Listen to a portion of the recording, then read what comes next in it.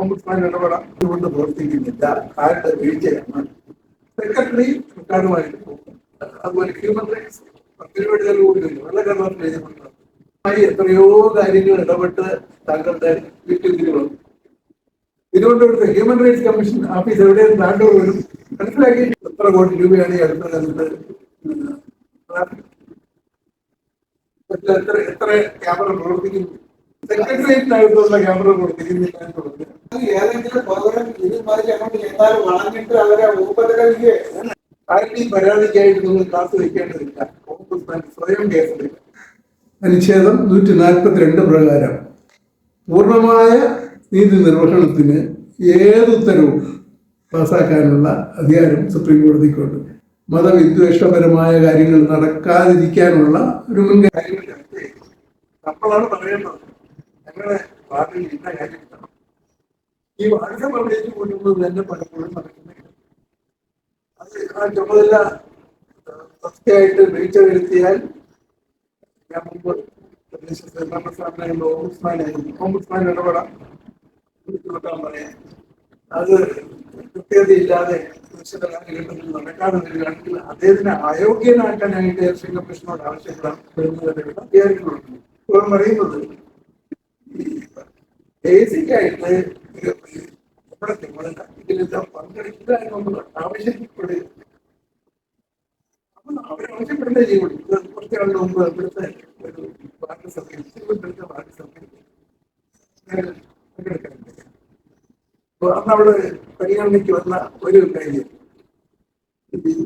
ചാട്ടം മുതൽ വീട്ടിൽ കൂടി കടന്നു പോകുന്ന കാലത്ത് ഒരു ഇപ്പോഴത്തെ റോഡ് സംവിധാനം ജംഗ്ഷൻ റോഡ് മാറ്റി ആ സംവിധാനം മാറ്റി ഒരു മേൽപ്പാലം ഉണ്ടാവുകയും അതിനാലും കൂടെ വാഹനം കടന്നു പോകുന്നു. അപ്പുറം പോയാൽ കാണാം അപ്പുറത്തേക്കുണ്ട്. അന്ന് ഈ സജീവമായ ചർച്ചയൊന്നും അതിലുണ്ടായില്ല.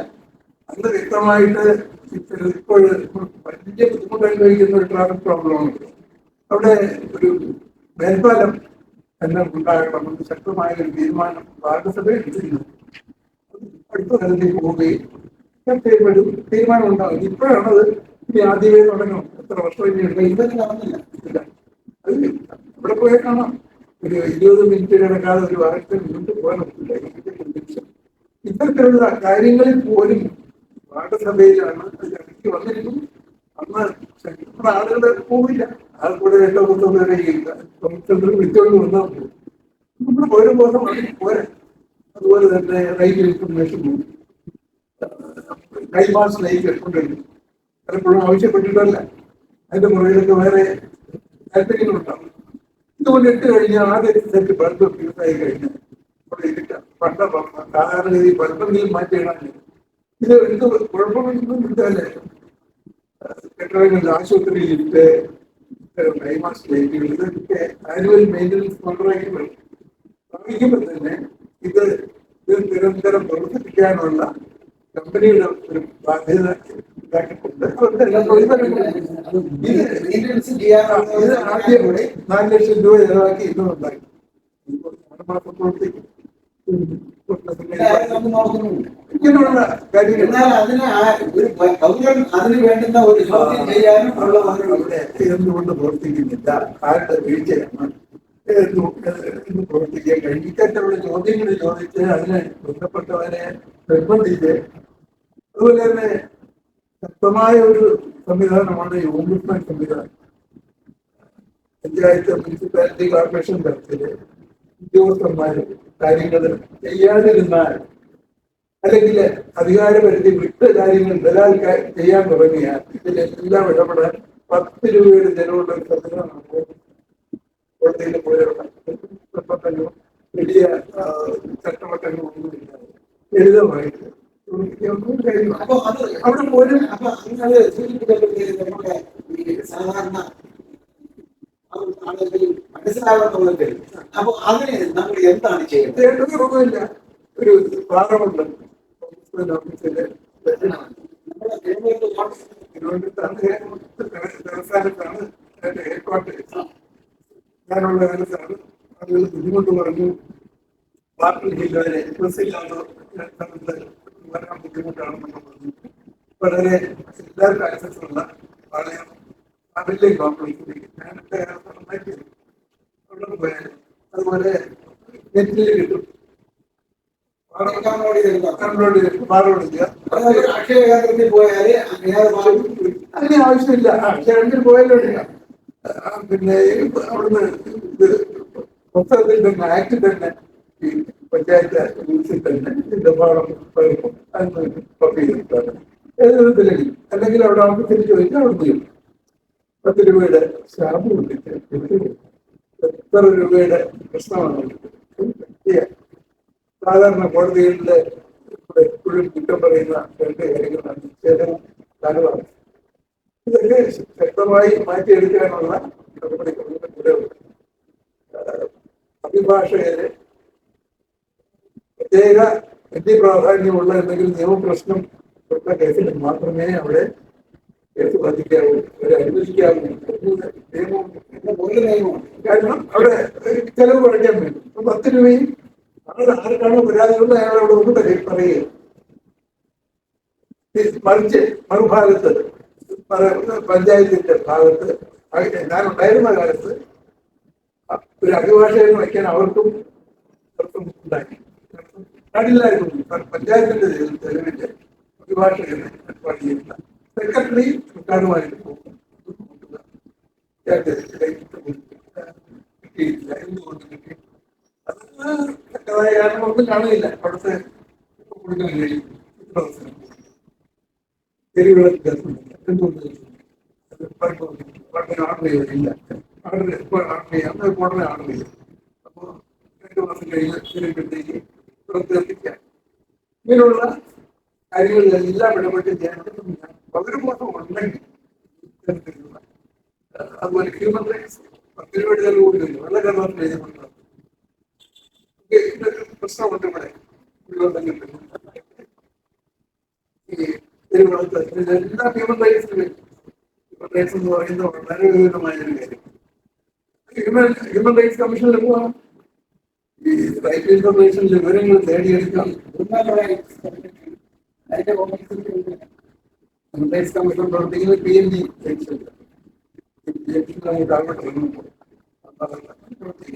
അപ്പൊ ഞാൻ പറഞ്ഞത് ഇത്രയും വിപുലമായി എത്രയോ കാര്യങ്ങൾ ഇടപെട്ട് താങ്കളുടെ വീട്ടിൽ വന്നു.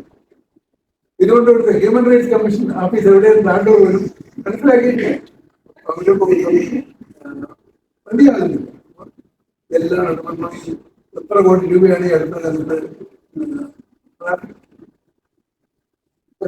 എത്ര ക്യാമറ പ്രവർത്തിക്കുന്നു, എത്ര ക്യാമറ പയ്യുന്നത്. അതില് ആ പൈസ മുഴുവൻ വെറുതെ പോവുകയാണ്. എന്തുകൊണ്ട് പ്രവർത്തിപ്പിക്കുന്നില്ല? സെക്രട്ടേറിയറ്റിനകത്തുള്ള ക്യാമറ പ്രവർത്തിക്കുന്നില്ല എന്നുള്ളത്. ഇതൊന്നും നമ്മൾ പൗരന്മാര് അത് ഫോട്ടോ ചെയ്യുന്നില്ല. പൗരന്മാര് ഏതെങ്കിലും പൗരൻ ഇതുമാതിരി അങ്ങോട്ട് ചെന്നാലും വളഞ്ഞിട്ട് അവരെ ഉപദ്രവിക്കുക. ഞാൻ ആ ഭാഗത്തോട്ട് പോകുന്നില്ല. അത് വേറൊരു കാര്യമാണ്. അല്ല, ഞാൻ പറഞ്ഞത് ഇങ്ങനെ ഒരു പേടിയും ഉണ്ട്. അത് അങ്ങനെ അത് ആ പേടിയുണ്ട്. ആ പേടി മുന്നിൽ കണ്ടുകൊണ്ട് ആരുടെയും പരാതിക്കായിട്ട് നിങ്ങൾ കാത്തു വയ്ക്കേണ്ടതില്ല. ഓംബുഡ്സ്മാൻ സ്വയം കേസെടുക്കുക. പത്രവാർത്തയോ മീഡിയ വാർത്തയോ താങ്കൾ പോലെ ആളുകൾ പറയുന്നു എന്തുമാകട്ടെ, ഓംബുഡ്സ്മാൻ ശ്രദ്ധയിൽപ്പെട്ടാൽ മതി. ഇന്നത്തെ സ്പീക്കിലേക്ക് കത്തില്ല. കത്തിക്കാനായിട്ട് നടപടി എടുക്കാൻ ഓംബുഡ്സ്മാൻ ബാധ്യതയുണ്ട്. ഞാന് സംസ്ഥാനത്ത് ആൾക്കൂടെ ഒരാൾക്കാരേ ഉള്ളൂ. കാസർഗോഡ് മുതൽ ചെക്കിങ് നടത്താറുണ്ട്. ഏത് സ്ഥലത്ത് ചെക്കിങ് നടത്തിയാലും കാലത്ത് അവിടുത്തെ പത്രം നോക്കിയിട്ട് ലോക്കൽ പ്രശ്നങ്ങളെല്ലാം ലോക്കൽ പത്രത്തിലേ വരുള്ളൂ. തിരുവനന്തപുരത്തെ പത്രത്തിലെ കാസർഗോഡിലെ ഡെയിലി വെക്കുന്നോണോ പതിരിക്കുകയാണ്. പ്രാധാന്യമുള്ള അതിൽ നിന്ന് ഒരു 2-3 എണ്ണം ഓരോ ദിവസവും സ്വമേധയായിട്ട് കേസെടുക്കും. അപ്പൊ പിന്നെ ആരും പ്രശ്നങ്ങളില്ല.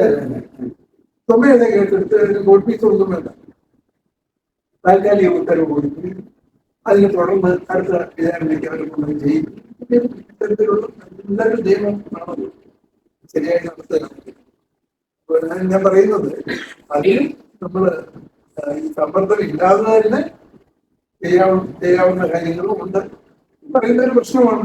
കോടതിയിലെ നടപടികൾ എന്ന് പറയുമ്പോൾ പല തരത്തിലുള്ള ഞാൻ എന്റെ ഓംബുഡ്സ്മാൻ കോടതിയിൽ വന്ന് പരാതി പറഞ്ഞിട്ട് പോയ ഒരു സ്ത്രീയെ ഞാൻ പോകാൻ സമ്മതിക്കുന്നില്ല, അവിടെ വഴി ഭീഷണിപ്പെടുത്തുന്നു പറഞ്ഞ് തിരിച്ചു വന്നു. ഞാൻ ഉടനെ തന്നെ എന്റെ സെക്യൂരിറ്റി ആളിനെ അയച്ച് വേറെ വേറെ കൊണ്ടാക്കുക, പ്രൊട്ടക്ട് ചെയ്യുക, അങ്ങനെ ഒരു തേടുന്നൊക്കെ ചെയ്തിട്ടുണ്ട്. അപ്പൊ ഇല്ലാന്ന് ഞാൻ പറയുന്നില്ല, അതൊക്കെ ഒഴിവാക്കാൻ. അല്ലെങ്കിൽ അവർ നേരിട്ട് ഓഫീസിന്റെ അടുത്ത് പറയാം, ഞാനായിട്ട് ഇത് പറഞ്ഞു കഴിഞ്ഞാൽ പക്ഷെ ഇത് കഴിയില്ലാണ് കുട്ടികൾ പറഞ്ഞെടുക്കാം. അപ്പോ അവിടെ അഡ്രസ്സൊക്കെ തീർച്ചയായിട്ടും സൂക്ഷിക്കാം. പൊതുവായിട്ട് ഉള്ള കാര്യമാണെങ്കിൽ, വ്യക്തിപരമായ ആണെങ്കിൽ വ്യക്തിപരമായുള്ള അപേക്ഷകൾ. പക്ഷെ പൊതു കാര്യം ഞാൻ പറയാം, പൊതുവായിട്ടുള്ള ഞാൻ പറഞ്ഞിട്ട് കുട്ടികളൊക്കെ റോഡ് പണി നടക്കുന്നില്ല,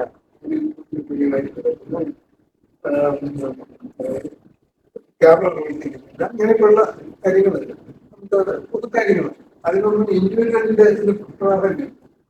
അപ്പൊ ഇങ്ങനെ ഉദ്യോഗങ്ങളുടെ ഭാഗത്തു നിന്നും ഭൗതിക ചുമതലകൾ നിർവഹിക്കാനുള്ള പൗരബോധം അത് ഉണ്ടാക്കിയെടുക്കണം. അതുകൊണ്ടത്തെ ഇന്നത്തെ വിദ്യാഭ്യാസ രീതിയിൽ മതിയായ രീതിയിൽ ഇല്ല എന്നെനിക്ക് തോന്നുന്നു. പൗരബോധം പഠിപ്പിക്കുകയും പ്രാവർത്തികമാക്കുകയും, എന്റെ കുട്ടിക്കാലത്തൊക്കെ ലേബർ വീക്ക് എന്ന് പറഞ്ഞിട്ട് ഞങ്ങളെ കൊണ്ടുപോയി ഓരോ ജോലികളൊക്കെ പുതിയ റോഡുകൾ ചെയ്യുക, ചെയ്യുക, മാനുവൽ ലേബറിന് കൂടി തന്നെ കൊണ്ടുപോയി ലേബർ വീക്ക് എന്ന് പറഞ്ഞിട്ടുണ്ടായിരുന്നു. അതായത് ഗാന്ധി ജയന്തി സേവനവാരം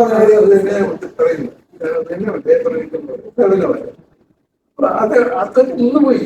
ഇതൊക്കെ തിരിച്ചുകൊണ്ടുവരണം. കുട്ടികൾക്ക് മൺവെട്ടി എടുത്ത് പണി ചെയ്യുന്നത് എങ്ങനെയെന്ന് പ്രായോഗികമായിട്ട് പഠിക്കാൻ സന്ദർഭമില്ല. പിന്നെ പല കാര്യങ്ങളും നമുക്ക് സ്വയം ചെയ്യാവുന്നതുകൊണ്ട് അത് ഒരു മോശമായ കാര്യമാണെന്നുള്ള ധാരണ വരുന്നുണ്ട്. കുട്ടിക്കാലത്ത് അത് പഠിപ്പിക്കാറുണ്ട്. ക്യാസ്റ്റർ ചെയ്യണം. ആ സമയത്ത് പറഞ്ഞു കൊടുക്കണം, എന്തുകൊണ്ട് നിങ്ങളുടെ ആരോഗ്യം ഇതെല്ലാം കാര്യങ്ങൾ, യോഗയ്ക്കുള്ള പ്രാധാന്യം, നിരന്തരമായ വ്യായാമത്തിന്റെ പ്രാധാന്യം, എന്തെങ്കിലും ഭക്ഷണം കഴിക്കണം, മറ്റത് കഴിച്ചാലുള്ള കുഴപ്പം, ഈ ജങ്ക് ഫുഡിന്റെ ഇപ്പോഴത്തെ ഒരു കാര്യം എന്താണ്, കുട്ടികൾക്ക് അത് പറഞ്ഞു കൊടുക്കാനായിട്ടാ. കുട്ടിക്കാലത്ത് സാമ്പത്തികമായി നല്ല നിലവാരമുള്ള വീടാണെങ്കിൽ കുട്ടികൾ പറയുന്നത് എന്തും വാങ്ങിച്ചോളൂ. അത് മാറിയില്ല. സ്കൂളിലെങ്കിലും പറഞ്ഞു കൊടുക്കണം, നിനക്ക് അപകടങ്ങളുണ്ട്, ഇതിനകത്ത് ഇന്ത്യൻ സാധനങ്ങളാണ്. ഭക്ഷണം വിഷമായി മാറുകയാണ്. ഭക്ഷണം വാസ്തവത്തില് മരുന്നായിട്ട് വേണം.